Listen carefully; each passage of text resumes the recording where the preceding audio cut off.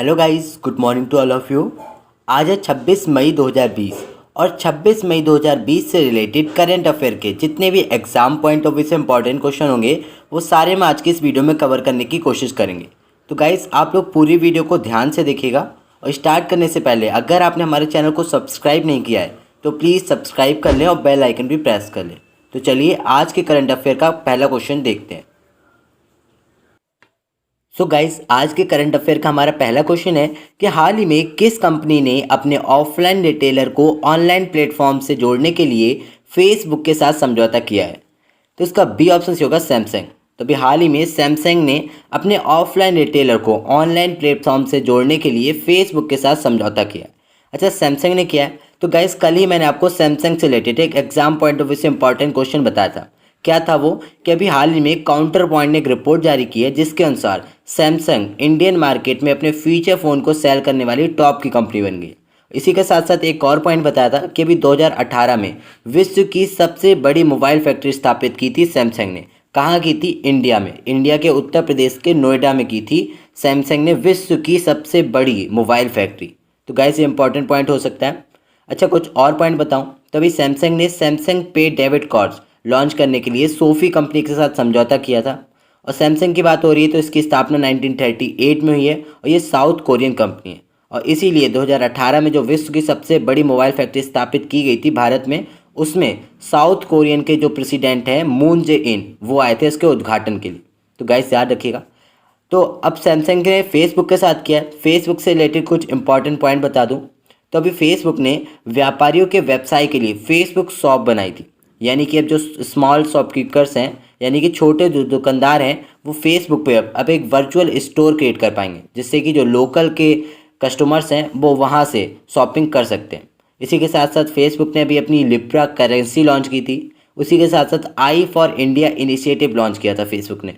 और अभी गिफी का अधिग्रहण भी किया है। अच्छा, गिफी क्या था? मैंने आपको बताया था कि ये एक इमोजी बनाने वाली कंपनी है, तो उसी का अधिग्रहण किया था अभी फेसबुक ने। तो गाइस, कुछ पॉइंट्स से मैंने आपको रिवाइज करा दिए। चलिए नेक्स्ट क्वेश्चन देखते हैं। सो गाइस, हमारा नेक्स्ट क्वेश्चन है कि हाल ही में इंटरनेशनल मिसिंग चिल्ड्रंस डे कब मनाया गया है। तो हाल ही में इंटरनेशनल मिसिंग चिल्ड्रंस डे 25 मई को मनाया गया। तो इसका डी ऑप्शन से होगा। तो हर साल 2001 से 25 मई को हम इंटरनेशनल मिसिंग चिल्ड्रंस डे मनाते आ रहे हैं। अच्छा गाइस, ये इंपॉर्टेंट डेज वाला क्वेश्चन है। तो जैसा कि आपको पता है, मैं आपसे डेली मई के सारे इंपॉर्टेंट डेज डिस्कस करता हूँ, लेकिन आज मैं आपसे सिर्फ कुछ जो कि अभी हाल ही में लास्ट 6 दिनों से लगातार हम रोज़ कोई ना कोई इंपॉर्टेंट डेज मना रहे हैं, सिर्फ आपसे वो डिस्कस करूँगा। मुझे उम्मीद है जहाँ तक कि आपने मई के सारे डेज अब तक के आपको याद हो गए होंगे। याद नहीं होंगे तो आपने कॉपी पे नोट डाउन कर ही ली होगी। अगर आपने कॉपी पे भी नोट डाउन नहीं किए हैं तो गाइस थोड़ा वेट कीजिए। अब मई के लास्ट में मैं आपको सारे पूरे मंथ के सारे डेज एक बार सिक्वेंस से रिवाइज करा दूंगा और साथ में आप मेरे बोलने की कोशिश करिएगा जिससे कि आपको मेरे साथ में बोलते ही बोलते याद हो जाए। तो मैं आपसे कुछ पुराने डेज डिस्कस करता हूँ। तो कल हमने मनाया था, यानी कि 24 मई को हमने मनाया था कॉमनवेल्थ डे, यानी कि राष्ट्रमंडल दिवस। उससे पहले 23 मई को हमने बनाया था वर्ल्ड टॉर्टोइस डे, यानी कि विश्व कछुआ दिवस। उससे पहले 22 मई को हमने मनाया था international day of biological diversity. उससे पहले 21 मई को इंटरनेशनल टी डे। उससे पहले 20 मई को वर्ल्ड मेट्रोलॉजी डे। और उसी दिन यानी कि 20 मई को एक और इम्पॉर्टेंट डे मना था। वो कौन सा था? वो था वर्ल्ड बी डे, यानी कि विश्व मधुमक्खी दिवस। इसकी थीम क्या रही थी? थीम थी बी इंगेज्ड। गाइस, मैं आपसे कहता रहता हूँ कि थीम से आप फोकस किया करिए।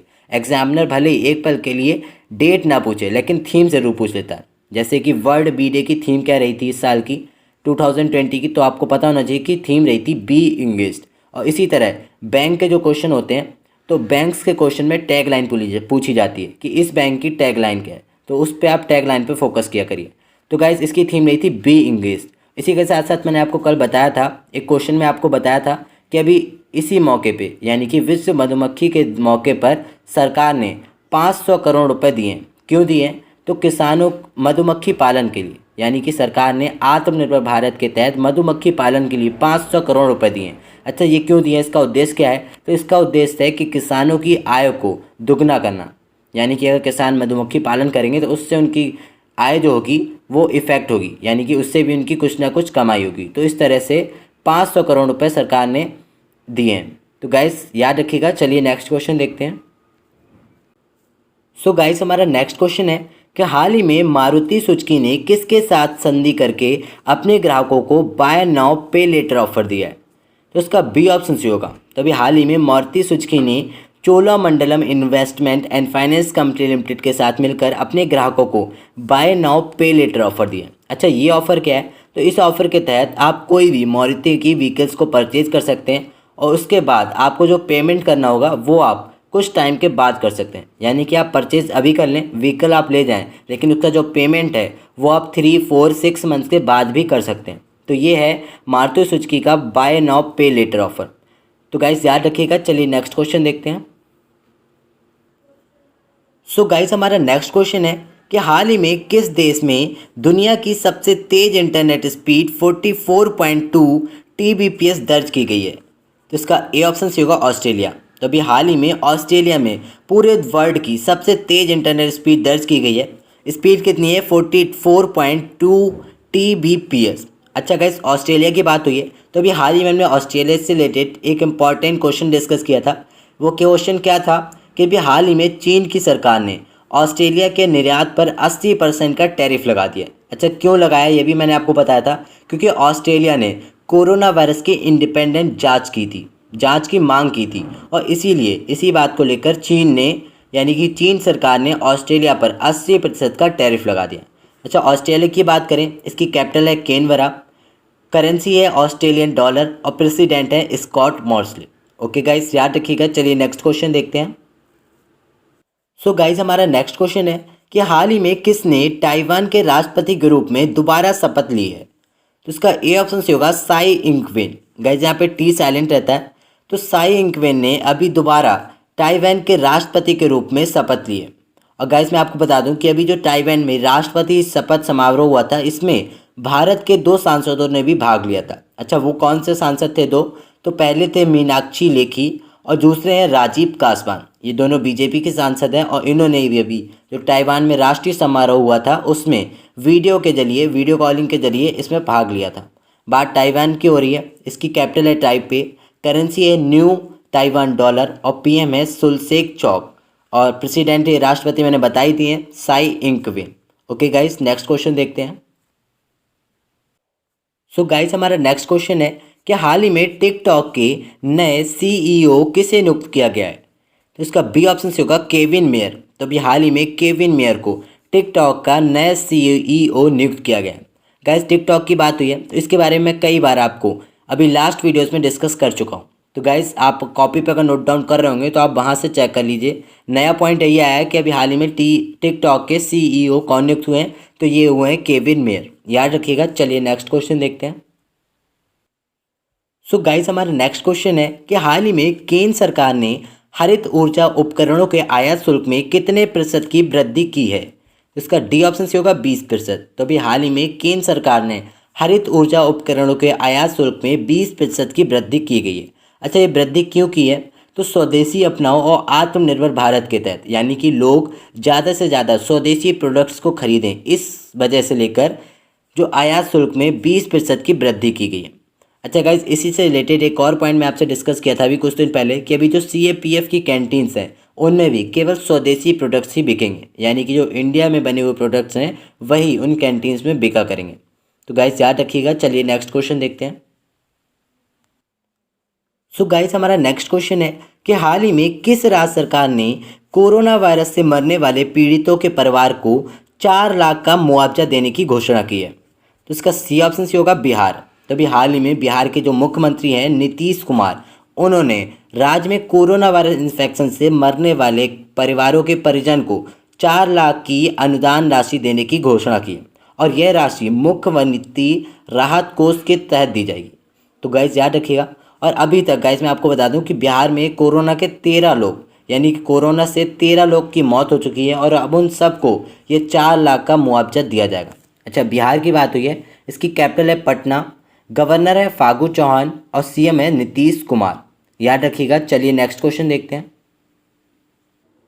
सो गाइस हमारा नेक्स्ट क्वेश्चन है कि हाल ही में किस देश की नौसेना ने नए लेज़र हथियार का प्रशांत महासागर में परीक्षण किया है जो उड़ते विमान को नष्ट कर सकता है। तो इसका सी ऑप्शन से होगा, अमेरिका। तो भी हाल ही में अमेरिका की नौसेना ने एक नए लेज़र हथियार का प्रशांत महासागर में सफल परीक्षण किया, जो कि उड़ते हुए विमान को नष्ट कर सकता है।